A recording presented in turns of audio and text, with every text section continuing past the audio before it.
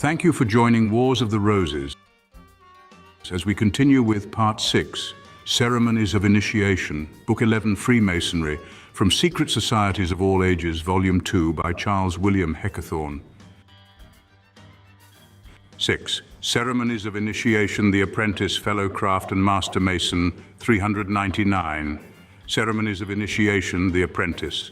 The novice that is to be initiated into the first or apprentice degree is led into the lodge building by a stranger and introduced into a remote chamber where he is left alone for a few minutes. He is then deprived of all metal he has about him. His right knee and sometimes his left side are uncovered, and the heel of his left shoe is trodden down.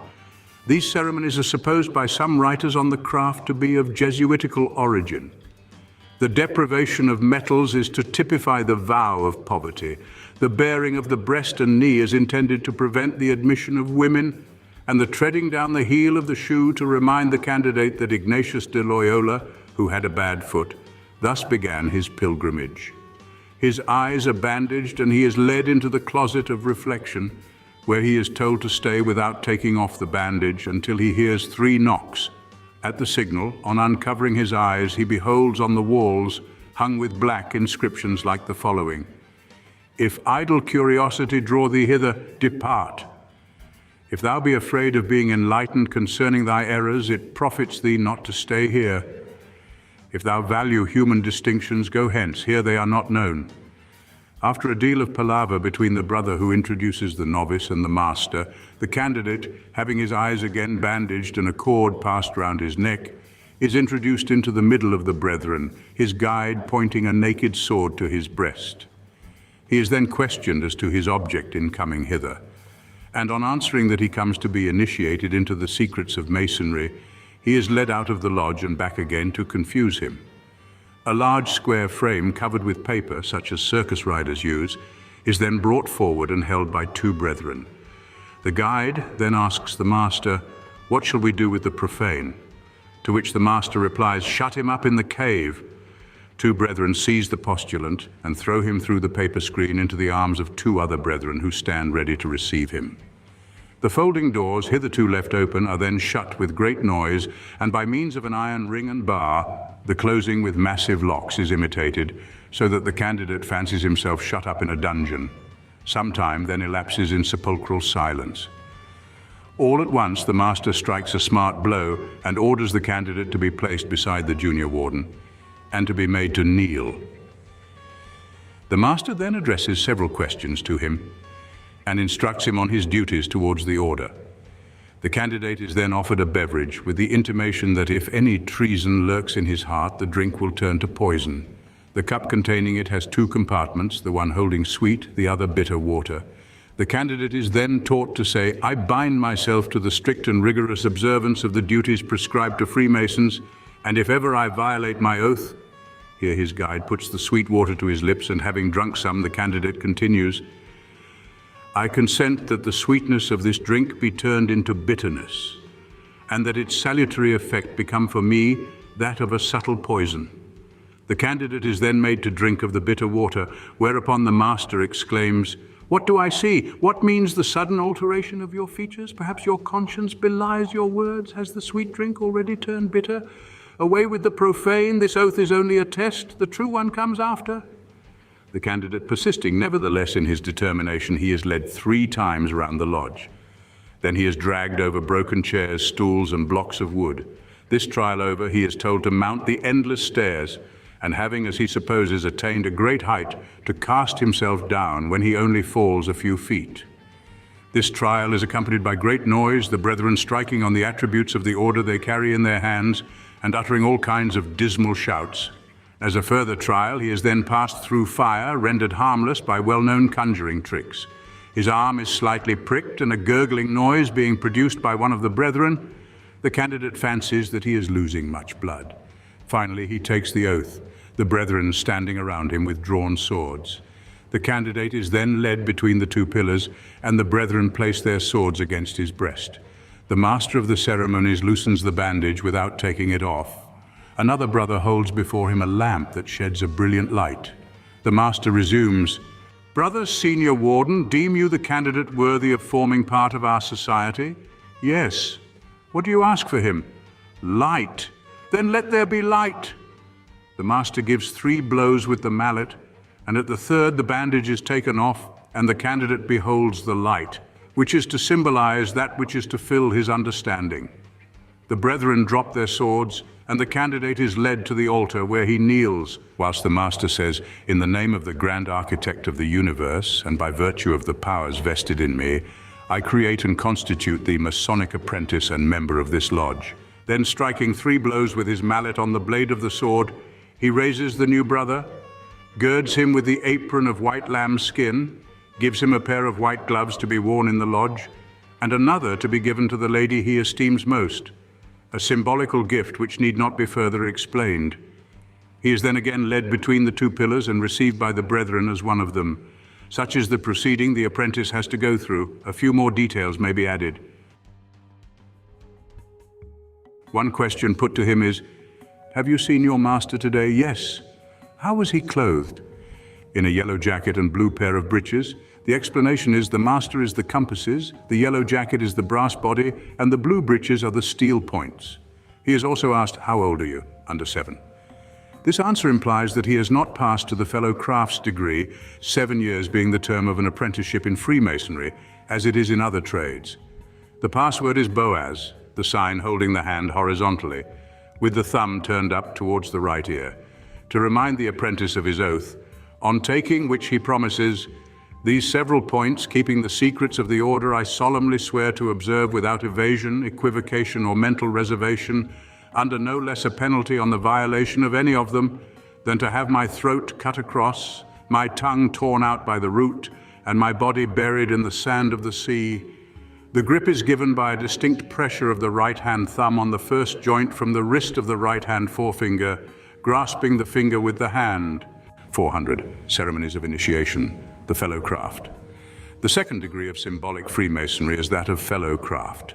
The apprentice, who asks for an increase of salary, is not conducted to the lodge like the profane by an unknown brother, nor are his eyes bandaged because the light was made for him, but moves towards the lodge holding in his hand a rule, one of whose ends he rests on the left shoulder. Having reached the door, he gives the apprentice's knock, and having been admitted and declared the purpose for which he comes, he 5 times perambulates the lodge, whereupon he is told by the master to perform his last apprentice's work. He then pretends to square the rough ashlar. After a deal of instruction, very useless and pointless, he takes the oath, in which he swears to keep the secrets entrusted to him. Then there follows some more lecturing on the part of the master, chiefly on geometry, for which Masons profess a great regard, and to which the letter G, seen in the lodge within an irradiation or star, is said to refer. The oath of the Fellowcraft is rather more atrocious than that of the apprentice. He swears, in addition to his former obligations, to keep the secrets of the crafts, and to do so under no less a penalty than to have his left breast cut open, his heart torn therefrom and given to the ravenous birds of the air and the devouring beasts of the field. With reference to this oath, the sign is given by placing the hand with the thumb, turned up on his breast. The password is Jakin, sometimes Shibboleth. The grip is given by a distinct pressure of the thumb of the right hand between the joints of the first and middle fingers of the right hand. 401. Ceremony of Initiation and Story of Hiram's Murder, the Master Mason. At the reception of a master, the lodge or middle chamber is draped with black, with death's heads, skeletons, and crossbones painted on the walls, a taper of yellow wax placed in the east, and a dark lantern formed of a skull having a light within, which shines forth through the eye holes, placed on the altar of the most worshipful master, give just sufficient light to reveal a coffin, wherein the corpse is represented either by a lay figure, a serving brother, or the brother last made a master. On the coffin is placed a sprig of acacia. At its head is a square, and at its foot towards the east an open compass. The masters are clothed in black and wear large azure sashes on which are represented Masonic emblems, the sun, moon, and 7 stars. The object of the meeting is said to be the finding of the word of the master that was slain. The postulant for admission is introduced after some preliminary ceremonies, having his 2 arms, breasts, and knees bare, and both heels slipshod. He is told that the brethren assembled are mourning the death of their Grand Master and asked whether perhaps he was one of the murderers. At the same time, he is shown the body or figure in the coffin. Having declared his innocence of any share in that crime, he is informed that he will, on this occasion, have to enact the part of Hiram, who was slain at the building of Solomon's temple and whose history he is about to be told. The brother or figure in the coffin has in the meantime been removed, so that when the aspirant looks at it again, he finds it empty.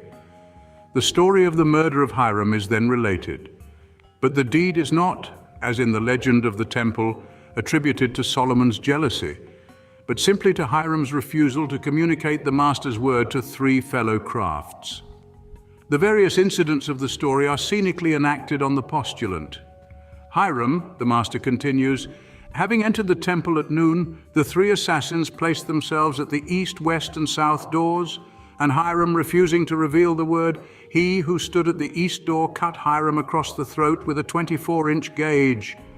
Hiram flew to the south door, where he received similar treatment, and thence to the west door, where he was struck on the head with a gavel, which occasioned his death. The applicant at this part of the recital is informed that he too must undergo trials and is not to sink under the influence of terror, though the hand of death be upon him. He is then struck in the forehead and thrown down and shams a dead man. The master continues. The ruffians carried the body out at the west door and buried it at the side of a hill. Here the postulant is placed in the coffin, in a grave on which they stuck a sprig of acacia to mark the spot. Hiram not making his appearance as usual, Solomon caused search to be made for him by 12 trusty fellow crafts that were sent out, 3 east, 3 west, 3 south, and 3 north. Of the 3 who went east, one being weary, sat down on the brow of a hill to rest himself, and in rising caught hold of a twig. Here a twig of that plant is put into the hand of the aspirant lying in the coffin, which coming up easily showed that the ground had been recently disturbed. And on digging, he and his companions found the body of Hiram. A similar occurrence is related in Aeneas 3:22-29, where Aeneas, in plucking up a shrub on the side of a hill, discovers the murder of Polydorus. Hiram's body was in a mangled condition, having lain 14 days, whereupon one of those present exclaimed, "Macbenech," which means "the flesh is off the bones," or "the brother is smitten," and became the master's word, as the former one was lost through Hiram's death. For though the other 2 masters, Solomon and Hiram, king of Tyre, knew it, it could only be communicated by the 3 grand masters conjointly. The covering of the grave being green moss and turf, other bystanders exclaimed, "Muscus domus, dei gratia," which according to Masonry is, "Thanks be unto God, our master has got a mossy house." The exclamation shows that the Hebrew builders of Solomon's temple possessed a familiar knowledge of the Latin tongue. The body of Hiram could not be raised by the apprentices or fellow crafts' grip, but only by the master's or the lion's grip, as it is called. All this is then imitated by the master raising the aspirant in the coffin, who is then told the word, signs, and grips, and takes the oath, promising to keep the Masonic secrets under no less a penalty than to have his body severed in 2, his bowels torn thereout and burnt to ashes, and those ashes scattered to the 4 cardinal points. The grip is given by a distinct pressure of the thumb between the joints of the middle and ring fingers. The password is Tubal Cain. There are 3 signs, the most important being the penal sign, which is given by drawing the hand across the center of the body, dropping it to the side, and then raising it again to place the point of the thumb on the navel. The grip is the first of the 5 points of fellowship and consists in taking hold of each other's wrists with the points of the fingers. The second point is placing the right foot parallel with the right foot on the inside. The third, right knee to right knee. The fourth, right breast to right breast. And the fifth, hand over shoulder, supporting the back. It is in this position and only in a whisper that the word mahabon, or Macbenach, is given. The first meaning, the death of a brother, and the second, the brother is smitten. 402. The legend explained. Taken literally, the story of Hiram would offer nothing so extraordinary as to deserve to be commemorated after 3,000 years throughout the world by solemn rites and ceremonies. The death of an architect is not so important a matter as to have more honor paid to it than is shown to the memory of so many philosophers and learned men who have lost their lives in the cause of human progress. But history knows nothing of him. His name is only mentioned in the Bible, and it is simply said of him that he was a man of understanding and cunning in working in brass. Tradition is equally silent concerning him. He is remembered nowhere except in Freemasonry. The legend, in fact, is purely allegorical and may bear a twofold interpretation, cosmological and astronomical. Cosmologically, we find represented therein the dualism of the two antagonistic powers, which is the leading feature of all Eastern initiations. The dramatic portion of the mysteries of antiquity is always sustained by a deity or man who perishes as the victim of an evil power and rises again into a more glorious existence. In the ancient mysteries, we constantly meet with the record of a sad event, a crime which plunges nations into strife and grief, succeeded by joy and exultation. Astronomically, again, the parallel is perfect and is in fact only another version of the legend of Osiris. Hiram represents Osiris, that is the sun. The assassins place themselves at the west, south, and east doors, that is, the regions illuminated by the sun. They bury the body and mark the spot with a sprig of acacia. 12 persons play an important part in the tragedy, viz. The 3 murderers, Fellowcrafts, and 9 masters. This number is a plain allusion to the 12 signs of the zodiac. And the 3 murderers are the 3 inferior signs of winter, Libra, Scorpio, and Sagittarius. Hiram is slain at the west door, the sun descends in the west. The acacia of Freemasonry is the plant found in all the ancient solar allegories and symbolizing the new vegetation to be anticipated by the sun's resurrection. The acacia being looked upon by the ancients as incorruptible, its twigs were preferred for covering the body of the god-man to the myrtle, laurel, and other plants mentioned in the ancient mysteries. Hiram's body is in a state of decay, having lain 14 days. The body of Osiris was cut into 14 pieces.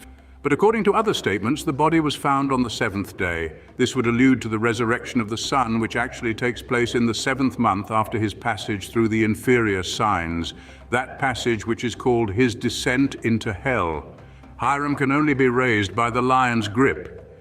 It is through the instrumentality of Leo that Osiris is raised. It is when the sun re-enters that sign that he regains his former strength, that his restoration to life takes place. Masons in this degree call themselves the children of the widow, the sun on descending into his tomb leaving nature, of which Masons consider themselves the pupils of widow. But the appellation may also have its origin in the Manichaean sect, whose followers were known as the Sons of the Widow. 403. The Raising of Osiris. A painting found on an Egyptian mummy, now in Paris, represents the death and resurrection of Osiris, and the beginning, progress, and end of the inundation of the Nile. The sign of the lion is transformed into a couch, upon which Osiris is laid out as dead. Under the couch are 4 canopy or jars of various capacities, indicating the state of the Nile at different periods. The first is terminated by the head of Sirius, or the dog star, which gives warning of the approach of the overflow of the river. The second by the head of the hawk, the symbol of the Etesian wind, which tends to swell the waters. The third by the head of a heron, the sign of the south wind, which contributes to propel the water into the Mediterranean. And the fourth by that of the Virgin, which indicates that when the sun had passed that sign, the inundation would have nearly subsided. To the above is superadded a large Anubis, who with an emphatic gesture, turning towards Isis, who has an empty throne on her head, intimates that the sun, by the aid of the lion, had cleared the difficult pass of the Tropic of Cancer, and was now in the sign of the latter, and although in a state of exhaustion, would soon be in a condition to proceed on his way to the south. The empty throne is indicative of its being vacated by the supposed death of Osiris. The reason why the hawk represents the north wind is because about the summer solstice, when the wind blows from north to south, the bird flies with the wind towards the south. Job 39:26. The heron signifies the south wind, because this bird, living on the worms hatched in the mud of the Nile, follows the course of the river down to the sea, just as the south wind does. To know the state of the Nile, and therefore their own personal prospects, the Egyptians watched the birds. Hence, among other nations, who did not know the principle by which the Egyptians went, arose divination by the flight of birds. 404. The blazing star. the representation of a blazing star found in every Masonic lodge, and which Masons declare to signify prudence, though why a star should have such a meaning they would be at a loss to tell, is the star Sirius, the dog star mentioned above, the inundation of the Nile occurring when the sun was under the stars of the lion. Near the stars of the Cancer, though pretty far from the band of the zodiac towards the south, and a few weeks after their rising, the Egyptians saw in the morning one of the most brilliant stars in the whole heavens, ascending the horizon. It appeared a little before the rising of the sun. They therefore pitched upon this star as the infallible sign of the sun's passing under the stars of Leo and the beginning of the inundation. As it thus seemed to be on the watch and give warning, they called it Barca, Anubis, thought, all meaning the dog. Its Hebrew name Seor in Greek became Seirios, and in Latin Sirius. It taught the Egyptians the prudence of retiring into the higher grounds, and thus Masons, ignorant of the origin of the symbol, yet give it its original emblematic signification. Thank you for watching, and please don't forget to share, like, subscribe, and comment, and if you can, please consider donating to Wars of the Roses. Links to PayPal and Patreon are in the description. Thank you so very much.